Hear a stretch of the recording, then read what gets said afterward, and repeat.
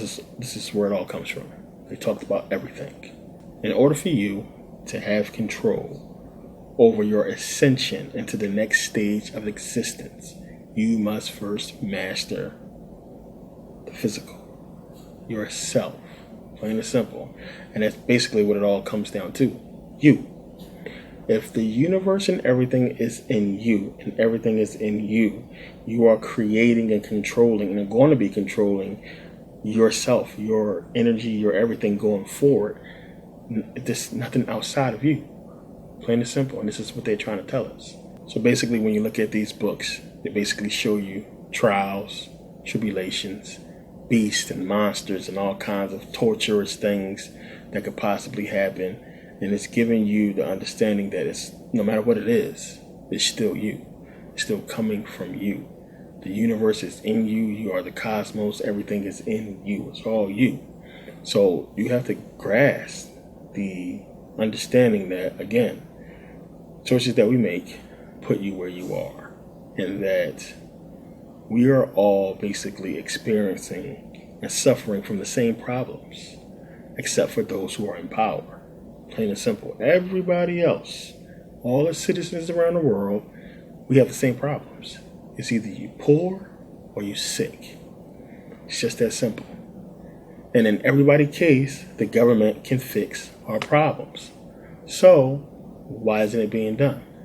Because we choose to let them rule us. It's just that simple. We choose not to do anything. We are all dealing with the same problems under different circumstances. And the only way out of it is a collective choice. But we are separated. Male and female, men and women, color, everything is separation. There's no unity. So the fixing of the global pain will be uniting into one, which would solve the world's problems, plain and simple, and defeating the adversary. It's the same concept within ourselves, defeating the adversary, which is within us. But if you look at it as we are all one on this planet, it's the same thing. We understand what I'm trying to say, the concept here. So the very concept or conflict that's in us is inward as well as outward. Plain and simple. But in each case, we have a choice to walk a path, whether it be a lonely one or with whoever. No matter what, in the end, before we can do anything, we got to change ourselves first. So to even grasp the concept of what I'm saying, you have to change yourself first in order to be a part of a global unity. You got to be on board. But we are all suffering from the same problem, plain and simple. We just have not made the choice to say, fuck it, I'm tired of this shit. Let's do something about it collectively. So again, we look at the reliefs. We see the serpent symbology everywhere. Talked about, we have Apophis, the serpent, basically, whenever you see Ra on his solar boat trying to ascend and rise, you have Apophis try to bring him down, giving you the reference to the lower brain and your higher self, your sun, trying to rise and be enlightened. You have Apophis, your lower brain, your conscious, bringing you down. And that's what Apophis is representing, is your consciousness bringing you down, plain and simple. Your consciousness is going to be the problem because your consciousness is being attacked. It's controlling you. So they understood this concept. It's like they could see the future and know that there would be a time or something would happen to where the consciousness of men will be controlled or hindered in some sort of way. And that, us being, where we were at mentally, we fell in consciousness, that this will be susceptible to this. And it's so serious that if we don't gain control of it, that it would destroy us. It would basically keep us in a wheel of reincarnation. So, you're going to see a lot of stuff. You're going to see a lot of reliefs. You're going to see a whole bunch of hieroglyphs. And all of it, and I promise you this, all of it is summed up. I mean, they were so smart when they did this. All of it was summed up into one phrase: man, know thyself.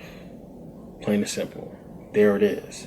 It's like an equation. You can take everything they ever wrote, write it down, put it all together. It's going to equal man know thyself.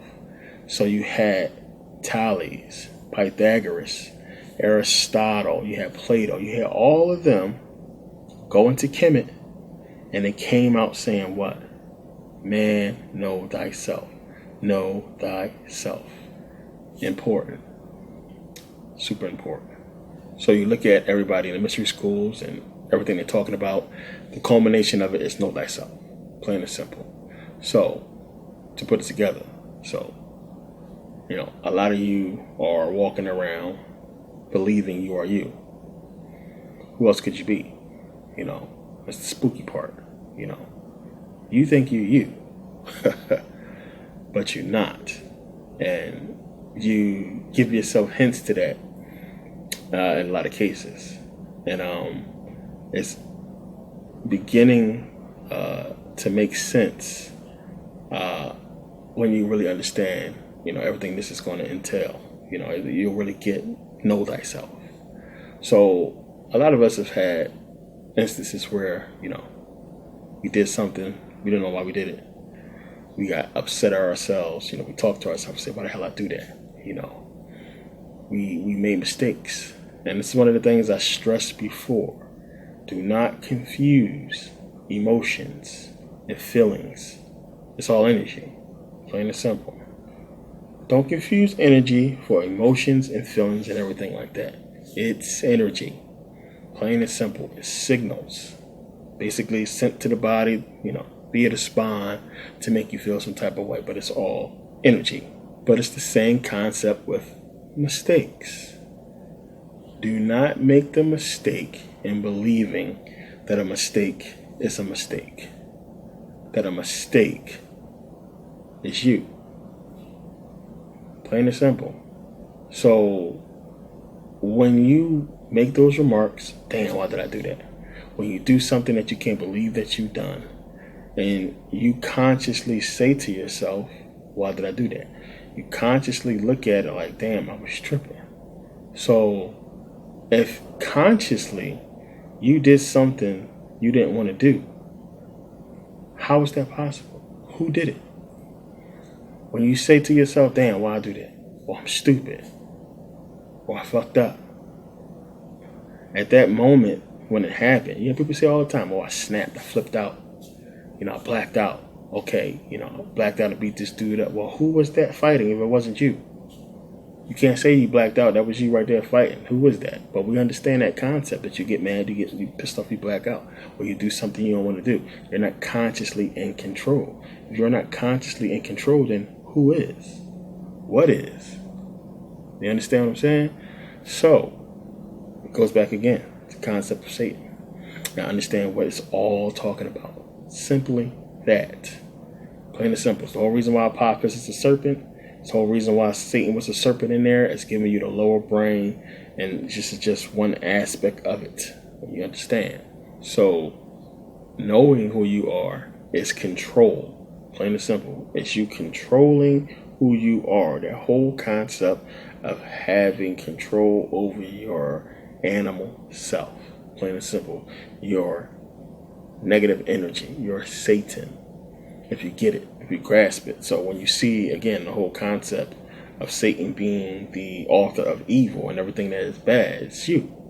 It's your bad decisions, it's your bad choices, so on and so forth. So again, when you understand that concept, you can understand why they have to program us. Plain and simple. It's choice. It's dualistic. You got to make a choice. Where if you know yourself, there is no choice to make. There's the balance. Knowing yourself is the balance. Plain and simple. It's no choice. Remember, everything is choice, but it's not. It shouldn't be. Why is it? It should be a balance. You shouldn't have to choose. So if you put yourself in a position where there has to be a choice, you don't know yourself. You're out of balance. Plain and simple. You're supposed to be walking into, an equilibrium. You walk in a leveled. All these concepts make sense when you really grasp it. You shouldn't be teetering, you should be level. Everything should be right. So if you have to make a choice, you're not leveled. Plain and simple. It is what it is. So the choice is good or bad. There's a middle ground. You understand what I'm saying? So that is the yin and yang, the satanic and the angelic. When you really grasp it, if you don't know yourself, then you don't control yourself, meaning somebody else can. So now, before we get back into the aspect of it, as far as Satan, again, what you got to understand is what we all know. When you enter the dream world, there is a loss of your conscious self, conscious knowledge. As I always say, you are in a dream, you're dreaming, but in reality, you have no clue that you are actually in the bed sleep. When you enter the dream state, your subconscious is projecting the dream world, and you just go along with the dream. Whoever you are, whatever's going on, seems like that's real. You are not consciously in control of what's happening. The dream is being run by something else, and you just following along the story, which is why you could dream that you're a cop. You have this whole ideology that you went to, police training, and you following cop rules and doing everything you're supposed to be doing in that role as you, but that's not you. It was put there by your subconscious. So you can see in that dream world, you can be completely somebody else, given a whole new identity that you completely follow, that is not consciously from you. And you have to understand that, how that power takes over you consciously, and you have no control, and you are sort of forced to act out what's taking place.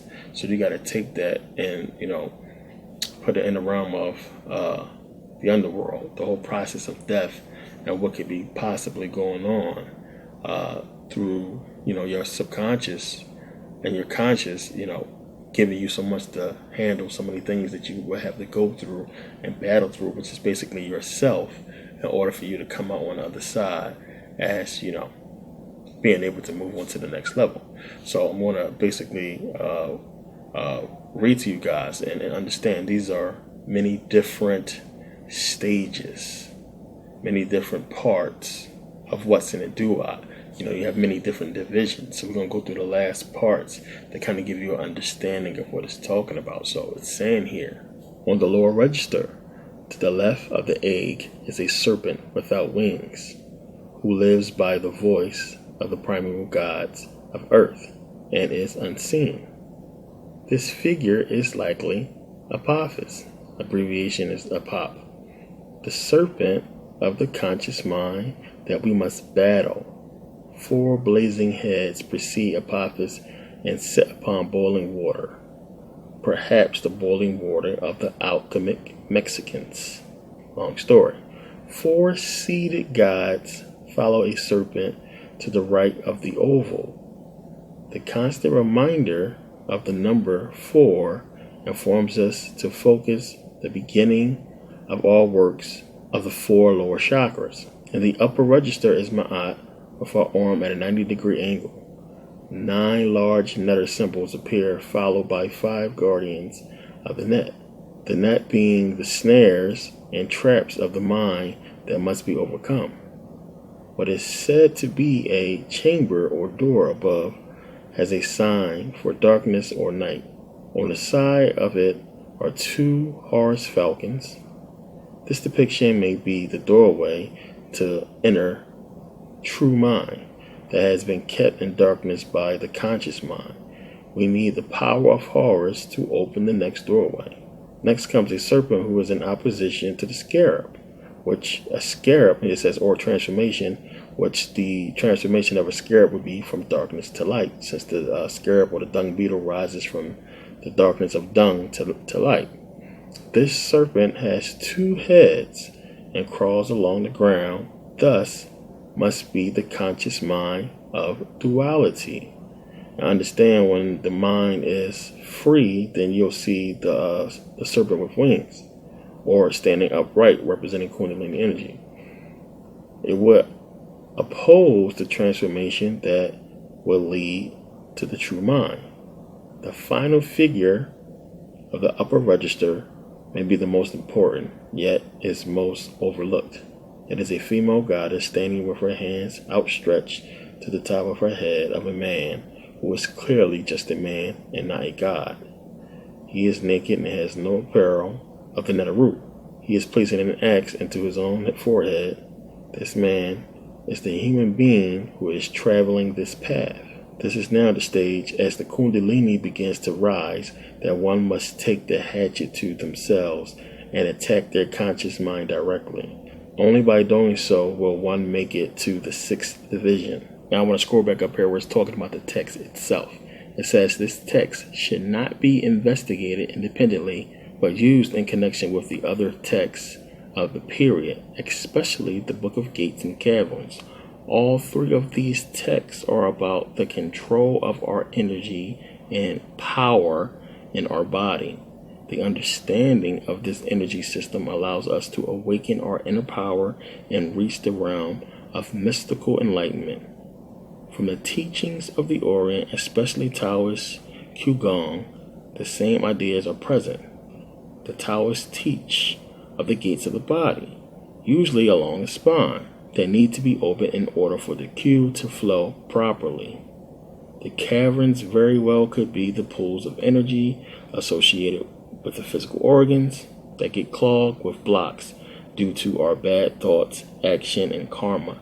Thus, the texts of ancient Egypt are describing the path of Qigong and yoga in pictorial form, showing the origin of Egypt as the source of these systems of wisdom to teach the understanding of the energy body and how to unblock it.